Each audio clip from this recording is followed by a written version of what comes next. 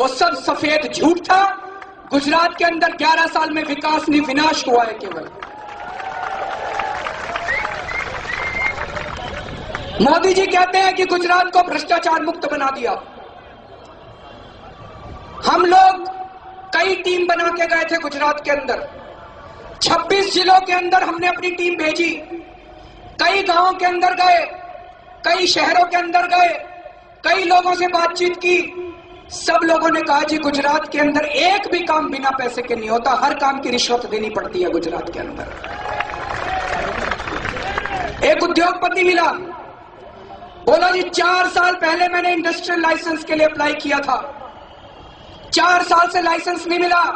कहता अभी 3 दिन पहले मैं पैसे देके इंडस्ट्रियल लाइसेंस लेके आया हूं। ड्राइविंग लाइसेंस बनवाने के लिए 5,000 रुपए लगते हैं, इंदिरा आवास योजना लेने के लिए 5,000 रुपए देने पड़ते हैं, अगर आपको तलाटी की नौकरी चाहिए तो 10 लाख रुपए देने पड़ते हैं, अगर असिस्टेंट रजिस्ट्रार की नौकरी चाहिए तो 33 लाख रुपए लगते हैं, अगर डीवाईएसपी को ट्रांसफर करानी हो तो 2.25 करोड़ रुपए लगते हैं।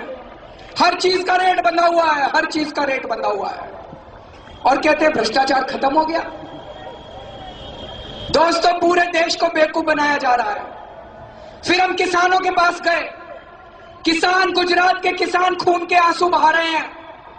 कई किसानों से मिले, उन्होंने बताया जी हमारी जमीनें छीन छीन कर गुंडागर्दी से पुलिस भेज भेज के हमारी जमीनें छीन छीन कर अंबानी और अडानी को दी जा रही हैं। एक गांव में गया, एक आदमी मिला, कहता है 7.5 एकड़ जमीन छीन ली मेरी 5 साल पहले, मेरे को आज तक 1 पैसे का मुआवजा नहीं मिला, 1 पैसे का मुआवजा नहीं मिला।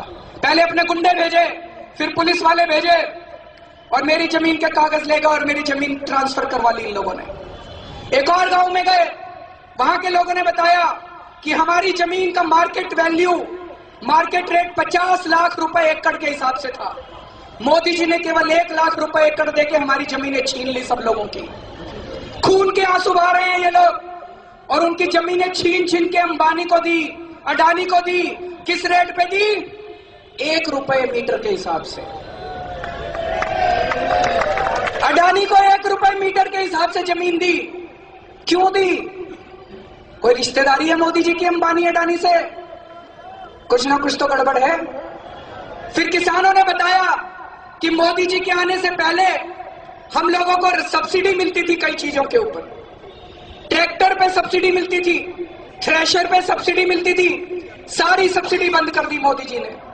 उन्होंने बताया कि हमें अपनी फसलों के पूरे दाम नहीं मिलते, और पिछले 11 साल के अंदर 800 किसान आत्महत्या कर चुके हैं। जैसे विदर्भ के किसान आत्महत्या कर रहे हैं, वैसे ही गुजरात के किसान भी आत्महत्या कर रहे हैं। दोस्तों अभी मैं थोड़े दिन पहले टीवी चैनल देख रहा था, उस टीवी चैनल में देखा उत्तर प्रदेश का एक किसान, उससे एक रिपोर्टर ने पूछा कि भाई साहब किसको वोट दोगे इस बार? कहता है जी नरेंद्र मोदी को। उसने पूछा क्यों? कहता है जी मैं किसान हूं और नरेंद्र मोदी जी किसानों के मसीहा हैं। यह गलतफहमी मीडिया वालों ने पूरे देश के अंदर फैलाई हुई है कि नरेंद्र मोदी जी किसानों के मसीहा हैं। अगर उस उत्तर प्रदेश के किसान को पता चल जाए कि गुजरात के किसानों की क्या हालत है, अगर देश के सारे किसानों को पता चल जाए कि गुजरात के किसान के आंसू, खून के आंसू बहा रहे हैं, तो दोस्तों पूरे देश का एक किसान नरेंद्र मोदी जी को वोट नहीं देगा, एक भी किसान नरेंद्र मोदी जी को वोट नहीं देगा। पूरे देश के अंदर ये गलतफहमी और ये गलत सलत रिपोर्ट फैलाई जा रही है, पूरे देश के अंदर प्रोपेगेंडा फैलाया जा रहा है। दोस्तों ये कहा जा रहा है कि मोदी जी ने बड़ा उद्योग तैयार कर दिया, पिछले 11 साल के अंदर 60,000 लघु उद्योग बंद हो गए हैं गुजरात के अंदर। 60,000 small scale and middle scale industries have been closed in Gujarat. तो मोदी जी का विकास का मॉडल एक है कि सारे किसानों की जमीनें छीन लो, सारे उद्योग बंद कर दो, अब केवल गुजरात को अंबानी और अडानी चलाएंगे, और अगर मोदी जी देश के प्रधानमंत्री बन गए तो सारे किसानों की जमीनें छीन के अंबानी और अडानी को दे देंगे और इस देश को अंबानी और अडानी को सौंप देंगे। दोस्तों अगर देश के किसानों को पता चल जाए कि अगर मोदी जी आ गए तो किसानों को आत्महत्या करनी पड़ेगी, तो कोई किसान इनको वोट नहीं देगा। दोस्तों लेकिन पिछले 1 साल से बहुत बड़ा षड्यंत्र चल रहा है, बहुत बड़ा षड्यंत्र चल रहा है। मोदी जी के दामन के ऊपर गुजरात के दंगों के छींटे थे। अब उन छींटों को कैसे साफ करें? वो साफ हो ही नहीं रहे थे। तो कुछ लोगों ने बैठ के एक षड्यंत्र रचा। कुछ लोग बैठे, उन्होंने ये तय किया, उसमें मीडिया के कुछ लोग थे और कुछ दूसरे लोग थे। उन्होंने ये तय किया कि हम मोदी जी को विकास पुरुष के रूप में पेश करते हैं इस देश को। और फिर एक कहानी बुनी गई, एक कहानी बनाई गई, गुजरात का बड़ा विकास हुआ, गुजरात का बड़ा विकास हुआ, गुजरात का बड़ा विकास हुआ।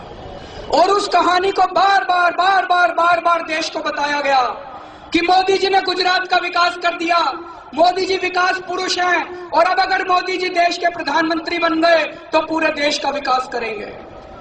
कई लोगों ने कहना चालू कर दिया, चलो गुजरात के दंगे हुए सो हुए, भूल जाओ, लेकिन अब तो ये व्यक्ति देश का विकास करेगा। दोस्तों, ये बहुत बड़ा, मुझे लगता है आजादी के बाद का सबसे बड़ा षड्यंत्र था। It is a political conspiracy. This kind of a propaganda has been spread all over the country.